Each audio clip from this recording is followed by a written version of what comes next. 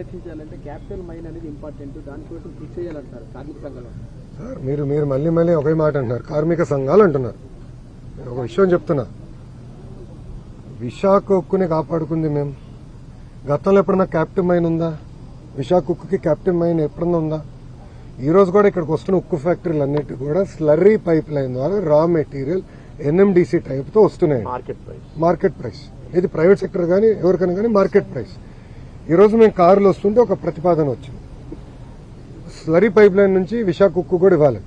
కానీ దాని గురించి ఏనాడు ఏ కార్మిక సంఘ నాయకుడు మాట్లాడరు.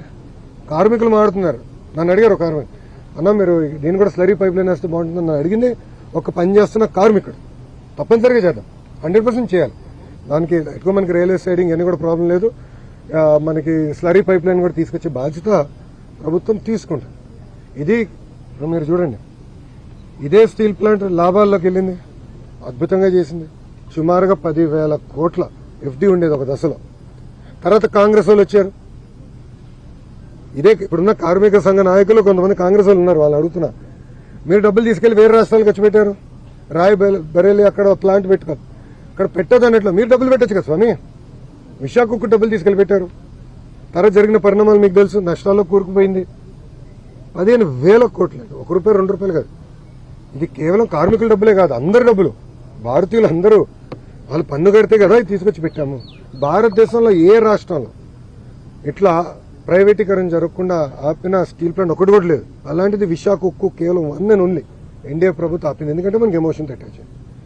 మనం కాపాడుకున్నాం, కార్మికులు చూసుకునే బాధ్యత నాది. ఈరోజు కార్మిక సంఘాల నాయకులే ఎంత బాధేసినట్టు వాళ్ళు మాట్లాడే విధానం చూస్తే, డబ్బులు ఇచ్చేయండి, డబ్బులు ఇచ్చేయండి అంటే డబ్బులు ఇచ్చి చేతులు దులుపుకుని వెళ్ళిపోమంటారు మమ్మల్ని. అదా మా బాధ్యత. నేనేమన్నా కుటుంబాలను మేము ఆదుకుంటాం, ఎస్ ఎక్స్గ్రేషియా ఇస్తామని చెప్పాం, అంటే ఎలాంటి డౌట్ లేదు.